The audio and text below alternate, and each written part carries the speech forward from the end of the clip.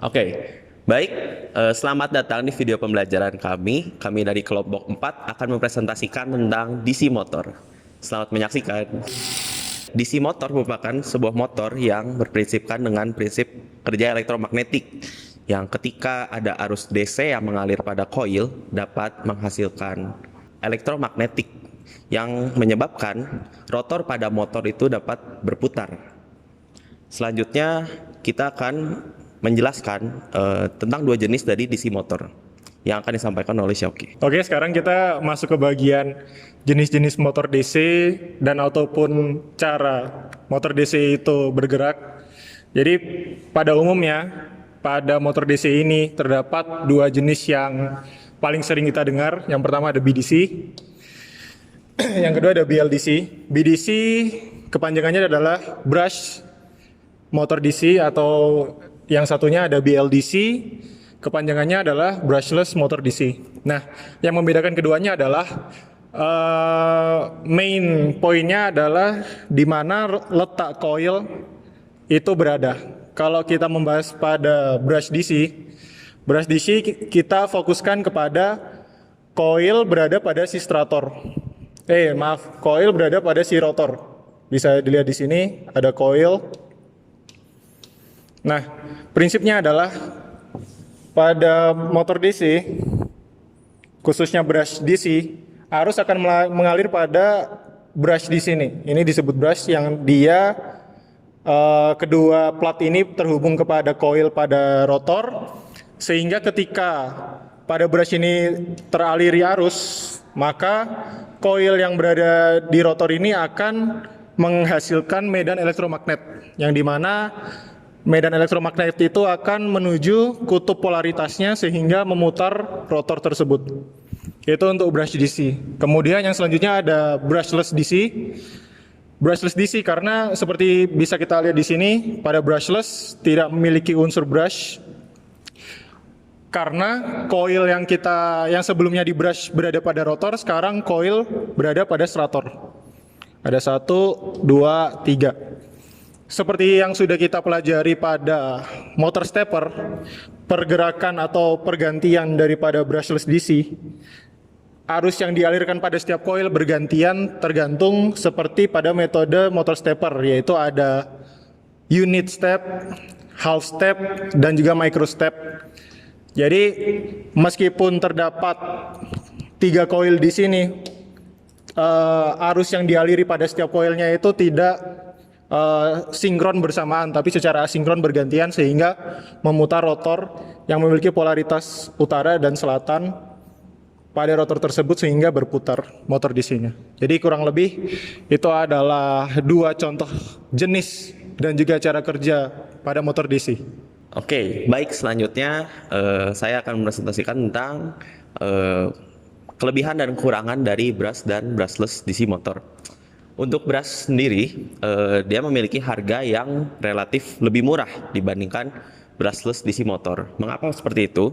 Karena brush DC motor itu memiliki komponen yang lebih sederhana dibandingkan dengan brushless. Dan selanjutnya, untuk brush DC motor juga dia memiliki kecepatan yang lebih rendah, sehingga biasanya digunakan pada komponen perangkat-perangkat yang lebih sederhana. Untuk brushless DC motor, dia memiliki kecepatan yang cenderung lebih tinggi dibandingkan dengan brush DC motor. Selanjutnya, untuk brush DC motor, dia memiliki maintenance yang lebih banyak.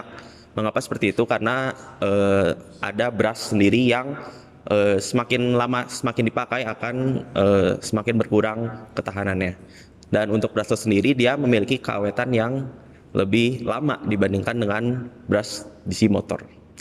Baik, selanjutnya akan dilanjutkan oleh Algi. Oke, jadi di sini saya akan menjelaskan cara salah satu implementasi motor DC, yaitu pada rangkaian H-bridge ini. Nah, rangkaian H-bridge ini merupakan rangkaian yang digunakan untuk mengatur arah putaran motor DC. Jadi ya namanya H-bridge. Nah, H-bridge diambil dari bentuk dari rangkaian ini yang menyerupai huruf H. Nah, cara kerja dari rangkaian ini kurang lebih seperti ini. Jadi di sini terdapat 4 saklar S1, S3, S2, S4. Saklar S1 dan S4 akan beroperasi secara bersamaan. Sedangkan S2 dan S3 juga akan beroperasi secara bersamaan. Nah, cara kerjanya kurang lebih seperti ini. Ketika saklar S1 dan S4 ditutup, seperti ini, jadi rangkaiannya jadi short di S1 dan S4, maka arus dari sumber tegangan akan mengalir ke saklar yang ditutup tadi melalui motor DC-nya ke ground. Groundnya di sini karena ke negatif. Jadi ketika arus mengalir melalui switch S1 dan S4, maka arus yang mengalir tersebut akan menyebabkan motor berputar ke arah sana. Jadi putaran motor itu sesuai dengan arah arus listrik, arus konvensional. Jadi kalau konfigurasinya seperti ini, S1 dan S4 tertutup, maka motornya akan berputar searah jarum jam. Jadi ini putaran clockwise. Seperti ini. Nah, ini dihapus saja. Nah, itu kalau S1 dan S4. Kalau S2 dan S3, maka sama seperti tadi. Sini sumber tegangan arusnya ngalir ke S3 melalui motor ke S2 ke ground. Nah, arah arus tersebut akan menyebabkan motornya berputar ke arah sana, sehingga menyebabkan motornya berputar berlawanan dengan arah jarum jam atau counter clockwise. Seperti itu. Nah, bagaimana kalau misalnya S1 dan S2 yang ditutup? Apa yang akan terjadi? Nah, kalau seperti ini, berarti motornya nggak bakal muter, kan? Karena arusnya tidak melewati motor. Arusnya tuh langsung ngalir ke ground. Malah konfigurasi seperti ini tuh bisa berbahaya secara implementasinya. Kenapa? Karena di sini terdapat short circuit, kan? Short circuit itu apabila arusnya ngalir ke suatu rangkaian tanpa melewati hambatan, atau hambatannya cuma hambatan dalam dari kabel aja. Jadi kabelnya ini bisa kebakar atau bahkan ngerusak switch yang ada di sini. Ya, sama seperti S3 dan S4. Kalau di shortin, ya sama, kabelnya bisa kebakar, switchnya bisa rusak karena short circuit. Tuh. Terus kalau di Arduino gimana? Kalau di Arduino, biasanya kalau di satu rangkaian terpadu, biasanya switchnya diganti menjadi transistor. Nah, seperti yang kita ketahui dalam program Arduino, untuk mengendalikan suatu arah motor, biasanya terdapat 2 input, yaitu anggap aja in 1 dan in 2. Kalau in satunya 1 dan in 2-nya 0, maka putarannya anggap aja clockwise. Kalau sebaliknya, maka arah putarannya akan sebaliknya, counterclockwise. Oke. Jadi kalau misalnya rangkaian seperti ini, S1 dan S4 kita bisa kategorikan sebagai in 1. Ini in 1. Terus S2 dan S3 kita bisa kategoriin in 2 dan in 2. Terus di Arduino biasanya kita juga pakai satu pin lagi, yaitu pin kecepatan. Di mana pin kecepatan itu biasanya diatur melalui PWM. Yang diatur adalah tegangan masukan di sini. Jadi tegangan dari sumber itu menentukan kecepatan dari motor yang akan kita atur. Semakin tinggi tegangannya, maka arusnya juga semakin besar. maka putaran motornya juga akan semakin cepat. Jadi ini biasanya diatur pakai PWM. Jadi sini udah ada 3 pin kan, pin 1, 1 pin, pin 2, 2 pin, kemudian pin ketiga PWM untuk ngatur tegangan yang masuk ke motor DC ini. Jadi anggap aja PWM-nya misalnya 50%. Nah, artinya ini garis aja. Artinya tegangan yang masuk ini sebesar 50% dari tegangan sumber. Jadi kalau misalnya tegangan sumbernya 12 volt, PWM-nya kita atur 50%, maka tegangan yang masuk ke motor akan sebesar 6 karena 50% dari 12. PWM 50%, kemudian in 1 in 2 0, maka arusnya akan masuk ke sini. Ini kan ketutup nih, ini sama ini ketutup, ke sini, ke ground. Jadi arah putaran motornya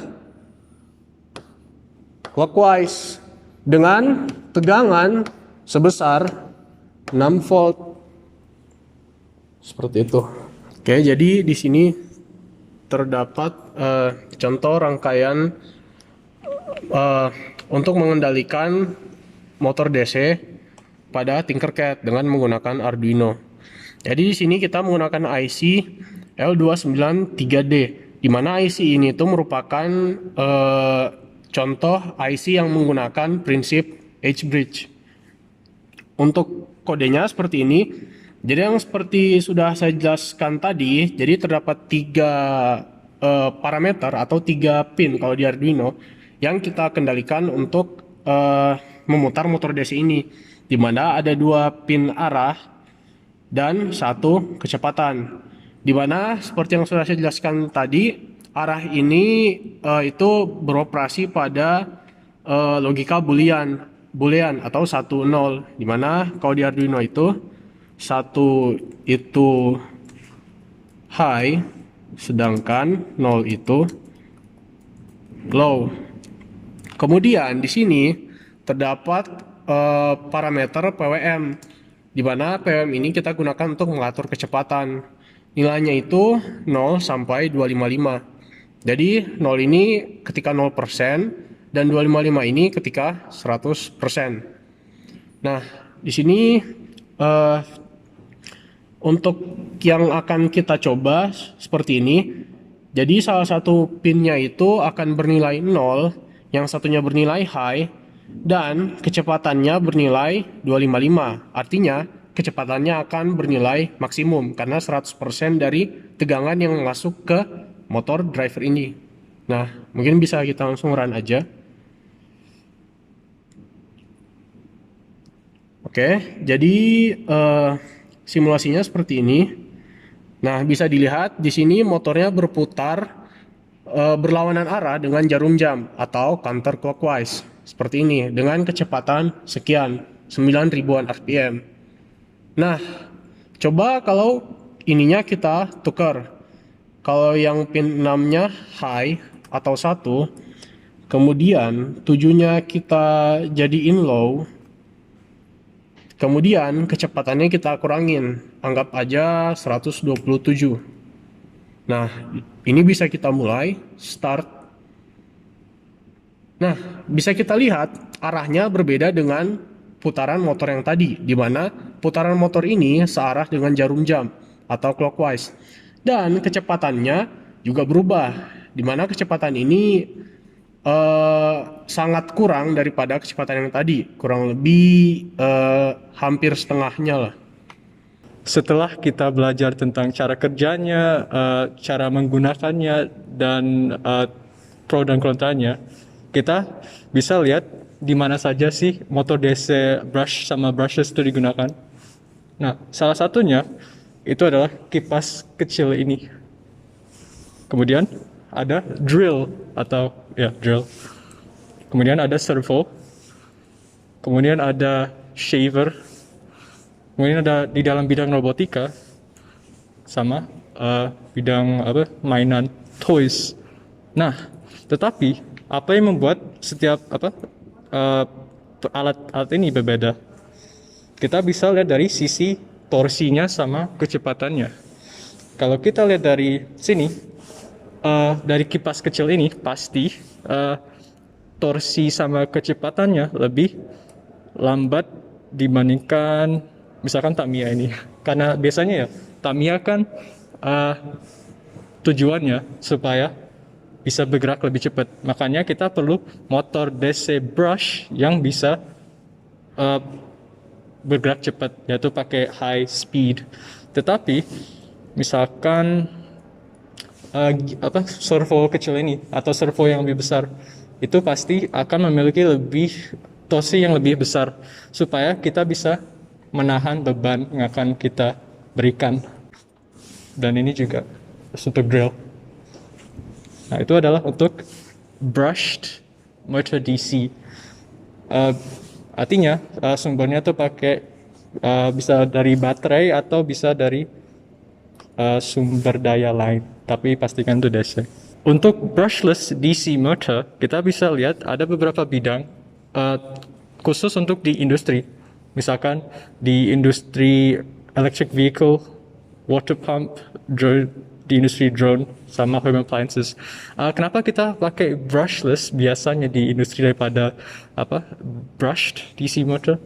Karena untuk brushless sendiri biasanya kecepatannya lebih tinggi dan kalau kita mengendalikan motornya itu lebih stabil dibanding brushed. Nah, kita bisa lihat contoh-contohnya dari electric vehicles such as a scooter, sama conveyor belt, water pump, drone, sama washing machine. Tapi untuk dalam industri ini itu nggak hanya DC tapi bisa juga AC. Itu adalah presentasi dari kelompok keempat. Sekian dari kami, terima kasih dan mohon maaf jika ada kesalahan.